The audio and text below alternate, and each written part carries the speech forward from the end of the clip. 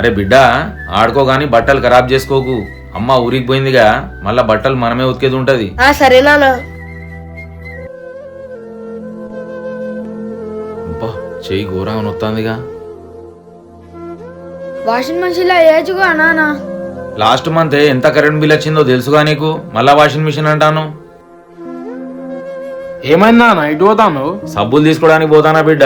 ఈ బట్టలు ఉతుకుడు ఏందో గాని ఇప్పటి వరకు 2 సబ్బులు అయిపోయినాయి. చెయ్యి కూడా ఘోరంగా నొత్తాంది. అయితే నాన్న ఇప్పటి నుంచి ఇది యూజ్ చేయి. అరే ఇదేంద్రా?